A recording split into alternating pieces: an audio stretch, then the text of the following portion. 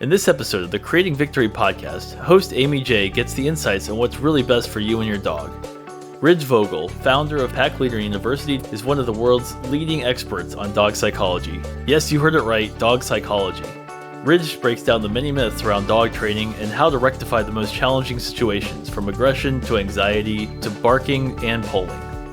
Ridge founded Pack Leader University to be a community of people who are ready to do the inner work for themselves and their dogs. Hello, my friends. Amy J here, back with the Creating Victory podcast. And I'm always super excited about the people I get to chat with here. And this week is no exception. I want this guy's job, not to take his job, to also have his job. I want to thank you guys for listening, sharing, downloading, supporting, spreading, and creating victory in your lives. And let's all just get along, shall we? Can we just do that? So I want to dive right in. Just beside myself to have Ridge Vogul here today, the founder of Pack Leader University. He is a dog behavior expert. And we all know we love dogs. I love dogs. Everyone, I stop and talk to every dog in the street, and I just want to bring them all home with me. And this is my goal. But you specifically realized that there was a gap between like typical training and actual dog psychology, and you fill that gap. And I love in your intro video, you talk about respecting the animal, communicating with the animal, having this understanding and relationship so that everybody can be happier, the dog is less stressed. And you guys need to follow him because it's also human psychology. You're Mhm. kind of like my new shrink. Thank you. Through Instagram. So, ladies and gentlemen, we're excited to have Ridge here. We made it happen. Thank you so much. And share with us a little bit about who you are and how you got here. And Yeah.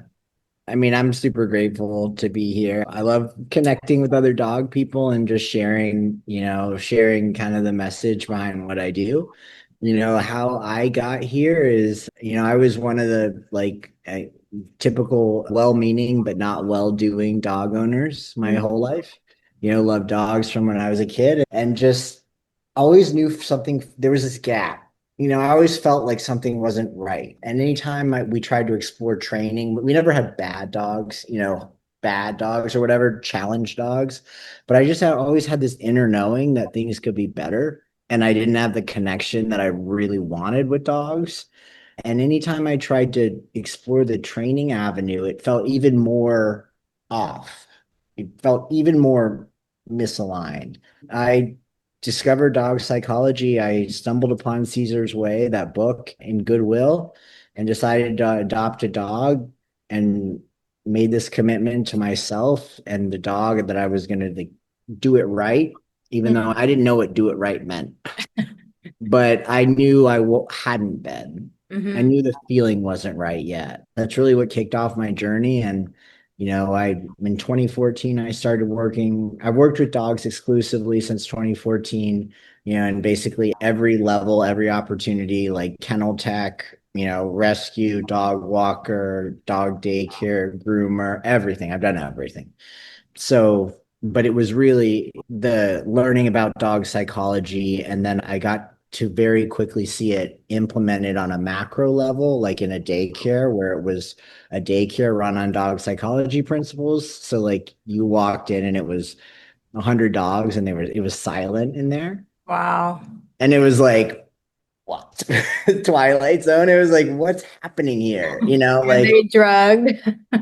It was just like, this is it, and that's just what really triggered things. That was back in 2014. And like I said, I've just kind of stayed on the path. I really stayed on the path. And then things really, really kicked off for me and evolved into Pack Leader University. And around COVID, I started doing workshops. So I started mentoring hard with like going to workshops and mentoring and all that stuff. And I know this is what I meant to do. It's super inspiring. And also, I feel like it's also the human psychology aspect. And I know I watch these videos and it's things like often we think, oh, this is hurting the dog or upsetting the dog, like a muzzle or making them wait or not letting them jump or not allowing. But it's kind of like kids, you know, if you don't set boundaries with them, they're just gonna walk all Terrorists. over you. They're Yeah. becoming terrorists. So Exactly. you know, I don't really know much about dog psychology, but I see you working with them. So when people come to you, like typical things that we see, too much barking, or I see a Mhm. lot of pulling. We'll talk about New Mhm. York City in a minute, or you know, now everyone's on their phone and that bothers me. I'm like, pay attention to your poor dog is just, you know, Disconnected. yeah, or barking at the neighbors. I know Stress. someone who has a large breed, and we'll talk about the breeds also, that has a tendency to get aggressive with people that she doesn't know. Mhm. And so, you know, how do you help people transform these situations? It's so simple. This is what people don't realize, and this is like my like biggest message is it's so simple. So everything that you just ran through in my brain, I'm like, I can already picture and understand Mm-hmm. what's happening and the why. So like you're like people on the phone just fundamentally disconnected, right? Like not only are the vast majority of people totally unaware that like this is a different species. We don't consciously think like Mm-hmm. different species, different needs. Like we anthropomorphize them, we treat them like they're humans. We assume they want everything we do, and it's that's like the root of, or we assume they want everything that we want, and Right. that's like the root of all the Problem. underlying disconnection. And then people are on top of that. We're humans, and on the phone. But like what the things you ran through, like the pulling on the walks. I mean, these are dogs, most of those dogs are very nervous. It's a leader follower society, Mm-hmm. right? Somebody's always leading and someone's following. And when the dog is pulling, a lot of them are scared, number one. Mm-hmm. But like most of them they're leading because the human is not. Everything the human is doing is sending them a message that like that person is not in charge, Right. right? And because someone's got to be in the lead in their mind, they're like, okay, well, if they're not in charge, I have to They be, charge you. and then I got to go do it. And most of them are not. They're different pack positions, but most dogs are not leaders. And when we get barking and leash reactivity and the quote unquote aggression when she sees somebody, that's a dog that is in fear, that is Mm-hmm. stressed out, and that doesn't feel protected. So they're taking everything into their own hands and doing the best that they can, trying to control this and control that, and because the human is behind them just following along. So the solution to all of this is understanding the why is this happening, and then making a conscious decision that like I am going to lead. Okay, now what's that going to take? And what's that going to look like? And so when the human starts to lead, the barking dog, the stress, all that stuff just it goes away. Pops.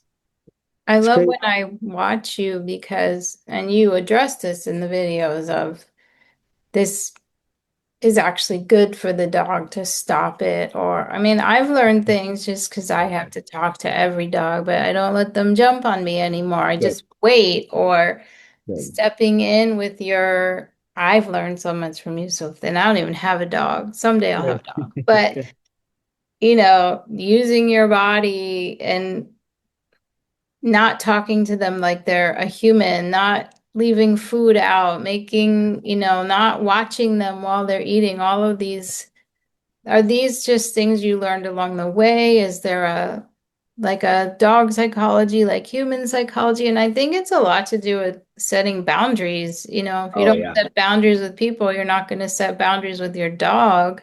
Boundary setting is critical. Like whoever, I mean, in nature, in like animals, like whatever collection of animals it is, like a pack in the wild or something, there are clear rules and boundaries and clarity in the pack of the order. Like everybody knows what's appropriate and what's not appropriate. Mhm.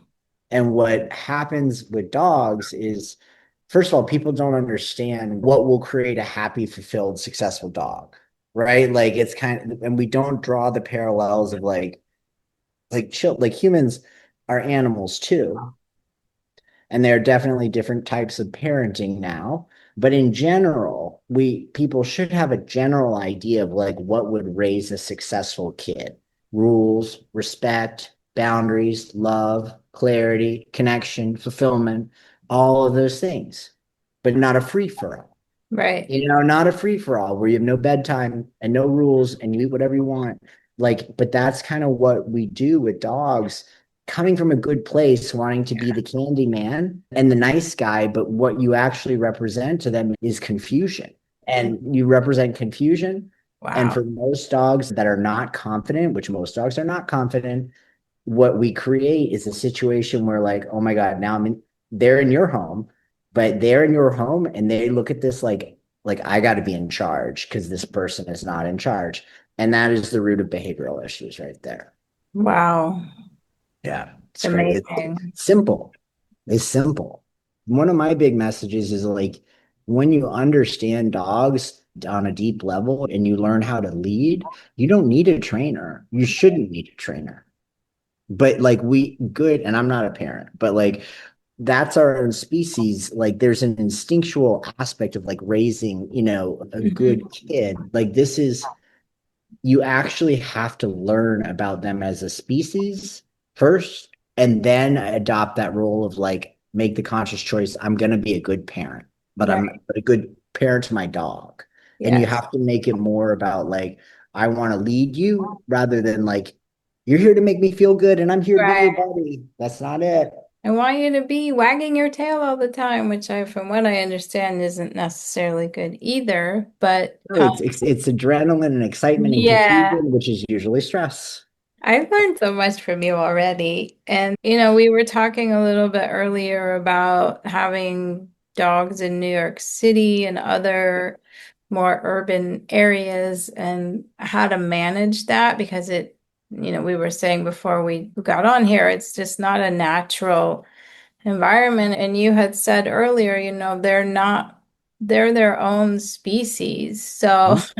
they're not people, and how to support them the best way that you can and do what's best for the animal as opposed for what we want.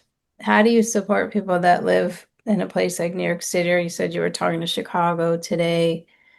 I Yeah, I see mean, it all it's the time on the street. It's like, oh, stressed dogs. Yeah, I mean, it's like the good news is like, and fundamentally everywhere you go, like dogs need the same thing. They need the same fundamental things, which are this. I believe in this formula. This happens to be one of Caesar's formulas of exercise. That were created to balance dog is exercise first. So physical fulfillment of the body, not a spin around the block.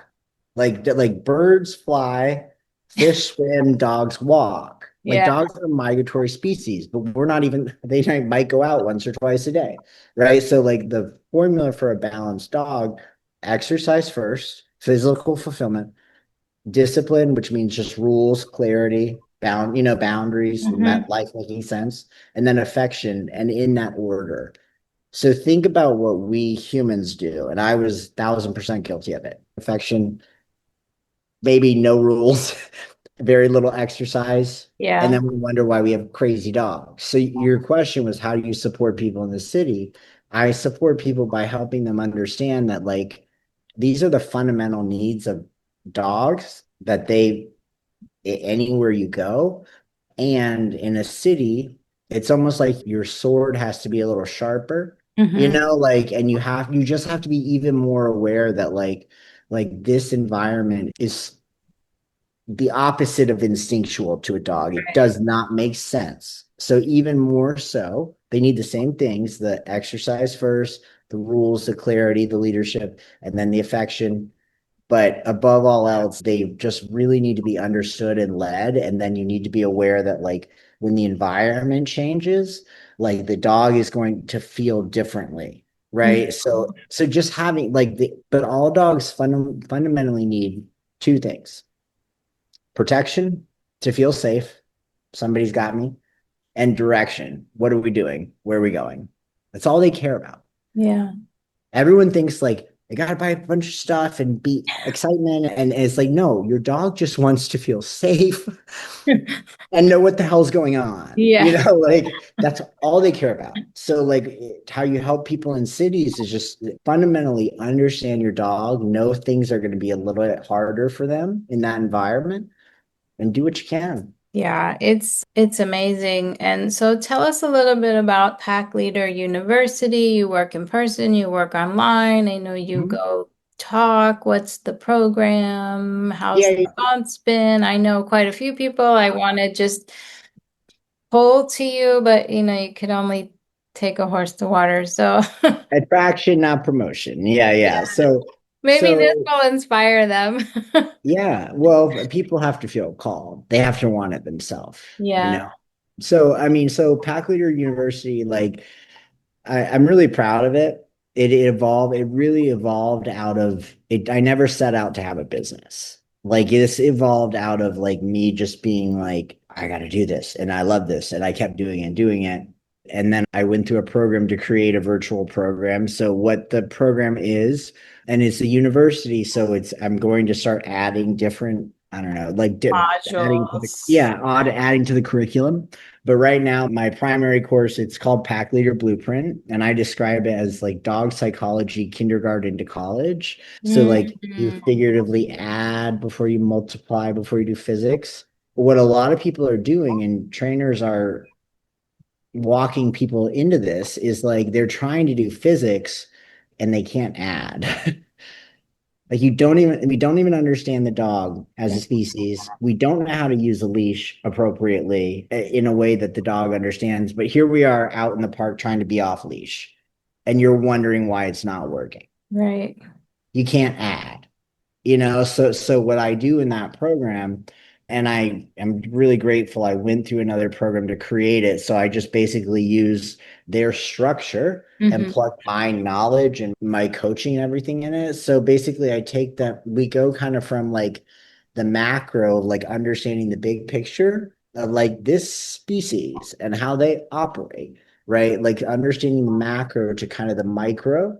And we also kind of work from, like I said, like kindergarten to college. So we learn from the ground up. So by the time you get to physics or whatever up here, like we know how we got there. Right.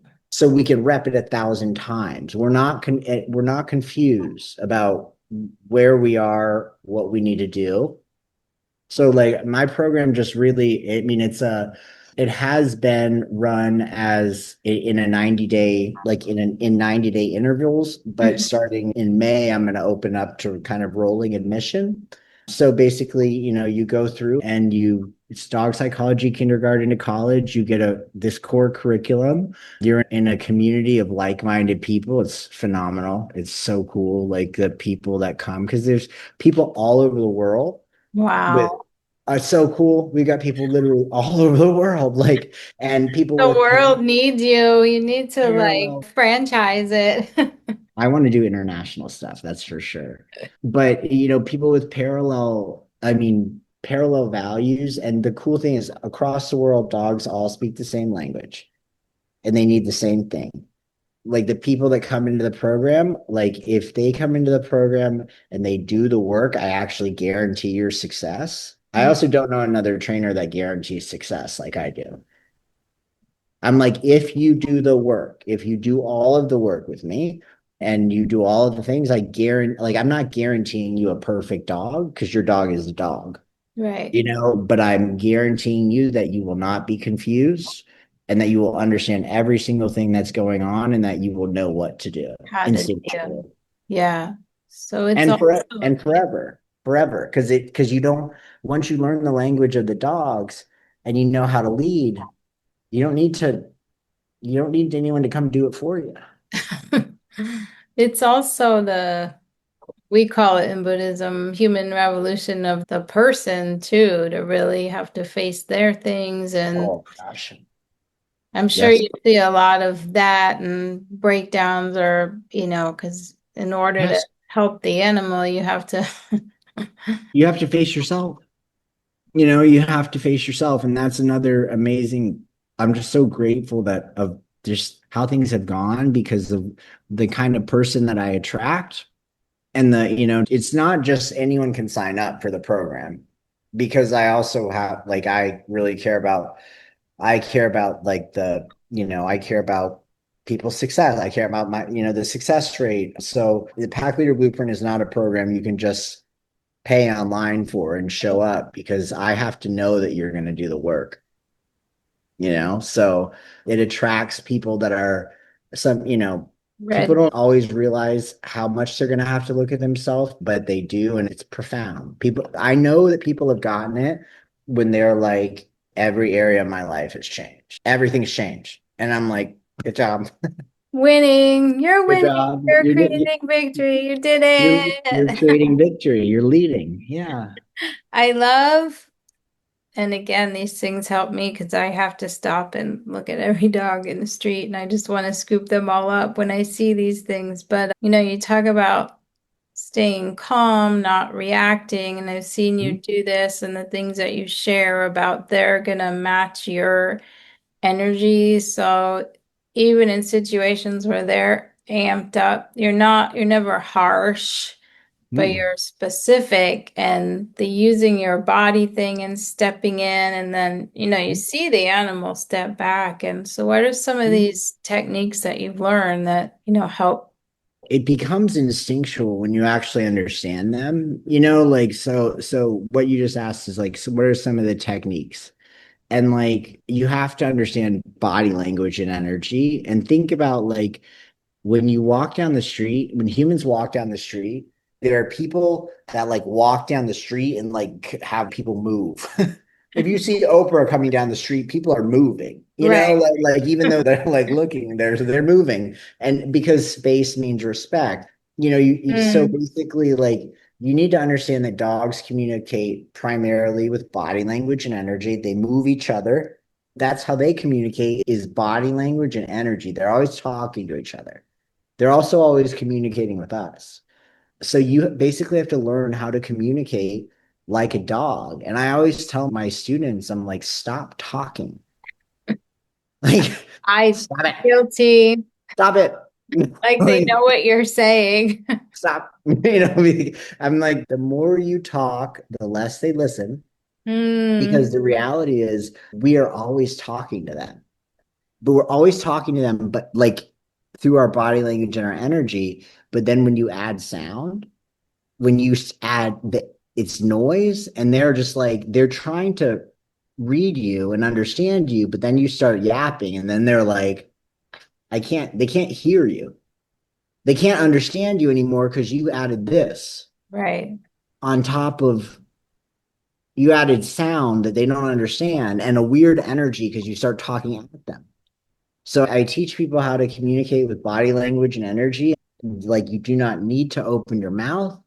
And what I think one thing you said was like something about being like firm but not harsh. Did you say that? Hmm. Yeah. So we have to be clear. You have to, and non-human animals, they don't correct each other emotionally. People hate that word correction. The point of a correction is to connect.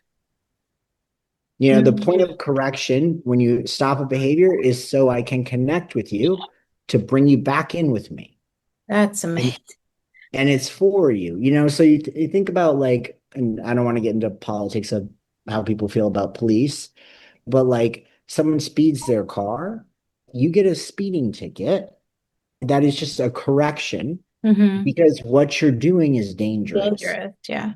And if the cop came up and wrote you a really big speeding ticket with no emotion, no nothing, there you go. And you're like, oh, sorry. Like, that you take it and you go. But if the cop came up and was like screaming at you and taking out their bad day on you, and that's even your own species, but you'd be like, F you, so like we have to basically learn to Mm-hmm. embody an energy that can say no, that they respect and they trust, and we give them everything that's good, but we can also say no. All right. But when we say no, we're fair and it makes sense and we move right through it. We don't carry it forward. I'm gonna have to really sit with It's it's like cool stuff. I know. I want to, seriously, I love the animals so It's much. the coolest stuff. So, Yeah. anything in closing you can share with our friends that might be struggling? Where can we find Mm, you? mm, mm. And how do we get in touch? Follow him. What's your Instagram? Yeah, so you can So follow Pack. inspiring. I have two, but you should follow Pack Leader University. My other one is Ridge Dog Behavior, but they're basically the same account. I'm really leaning more into Pack Leader because that's the mission and the goal and everything. So you can find, on Instagram is Pack Leader University. I have a website, also packleaderuniversity.com, and how I really work with people on a deep level. Right now, my primary offering is that it's the in-depth course because I have a philosophy like I don't want to spit on your house fire. And Mm. I also don't want to be part of anyone's failure narrative of like, it didn't work. I'm like, no, it works. Like when you understand everything, it works. So I'm really committed to people really understanding everything. So the way, and I am beginning to have different offerings, but my primary offering is the Pack Leader Blueprint program. We're in a round right now. And then, like I said, in the end of May, we're going to start opening it up to like a rolling admissions rather than 3 times a year. And that's where you come to like learn everything you need to know about like the dog, whatever dog problem you're having. And I've had people go through multiple board and trains, many trainers. Like it's like I've never had a student show up and do the work and not succeed. Yeah, share some of the challenges that you've been presented with and what were the outcomes, like the bigger ones. Oh, I mean, we've been presented. Aggressive. Oh yeah. Yeah, like I mean, just wildly, we've got some seriously aggressive ones in this round, which someone, on the console call, he's like on the console call and he turns around his phone and the dog is like like just growling at him for like existing in his own space. And the guy had been bit multiple times. I mean, we have the whole spectrum of behaviors, right? So from like extreme fear to like extreme aggression, it all requires the same fundamental understanding and leadership. And some people have a smaller margin of error. But there's never been a dog that's come through, never been a dog or a human that has come through that has done the work that has not been successful. It's Some, really cool. yeah. And it's so cool. You guys, seriously, it's like my outside of Pitbulls and Addicts, my favorite account. And I meant to ask you earlier, there's certain breeds that are deemed aggressive or dangerous, and I have not really found that I mean, personally. So what do you think about these different types and why are they given these labels? And it seems to all apply to what you're saying. So the breed is essentially like the suit that the dog wears, right? So like think about like if you saw somebody standing down on Wall Street in a suit, you might make some assumptions about them, Hmm. but you don't really know who Right. that is.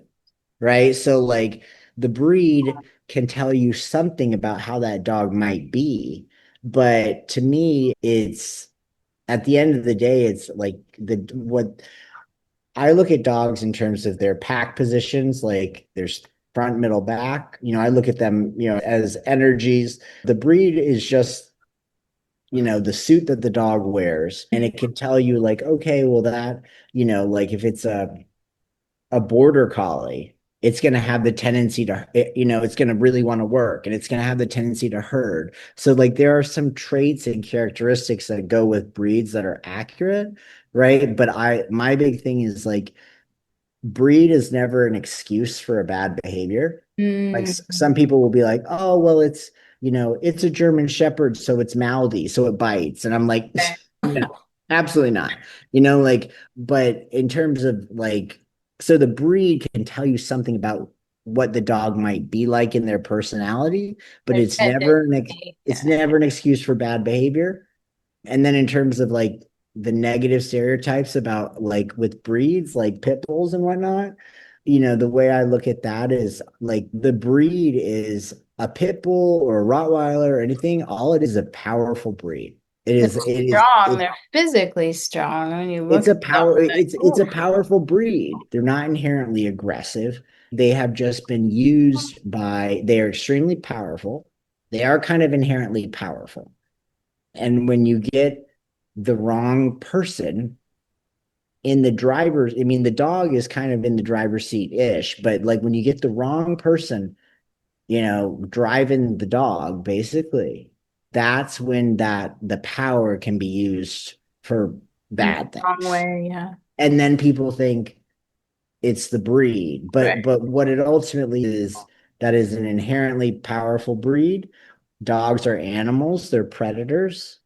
But the Chihuahua that bites or the Yorkie that goes and nips doesn't get reported like the Yeah. pit bull that did it. But it was the same motivation, the predator, like, but a much different outcome.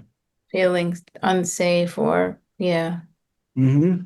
So much to learn. You're truly transforming the world. Anything in Thank you. closing you can share with our friends other than I can't Uh, tell you guys enough to stay in touch with him because you're like, please. Yeah, no, I want everyone to understand that, like, I didn't grow up knowing this stuff. I learned all of this stuff. And my students, they don't know any of this stuff when they come in, but like, you can learn it. So like, so everyone that is interested and willing and able to be a student and willing to be introspective can become really good with dogs. And it doesn't matter how many trainers you've seen, or what, you can't write your dog off unless you really understand. You can't, I mean, you can't write your dog off, period, but like, unless you understand dog psychology, like at the level I do, like, you can't write dogs off. I believe every dog is helpable and every human is capable, and this can also be like a vehicle for like tremendous, like, personal transformation, like it was for me. Like, I mean, without dogs, I would be, you know, dead or under a bridge. Like, it would just not be working out so well. this is your mission for sure. Talk about turning It really is. So learning trauma into triumph. Holy moly. yeah, it can really provide tremendous purpose. And also, dogs are a mirror, right? So they're a mirror to, like, how are you doing? So, I mean, they can really, a lot of times, especially when people are struggling, they can't do something for themselves, but they'll do it for the dog. So it's like, cool. If you need to do it for your dog right now, fine, cool. And let's do that. And let's help you too. Right. Amazing. So inspiring. Thank you. You Thank you are so much. creating victory. You are making it happen. Someday I'm gonna have a farm and you're Yeah, gonna be in charge. So please. All thank right, I'm you in. Thank you. guys for sharing, downloading, and follow Ridge. And we will see you back next week at Creating Victory. And go out and have the best day ever. Bye, guys. Thank you. Thank you.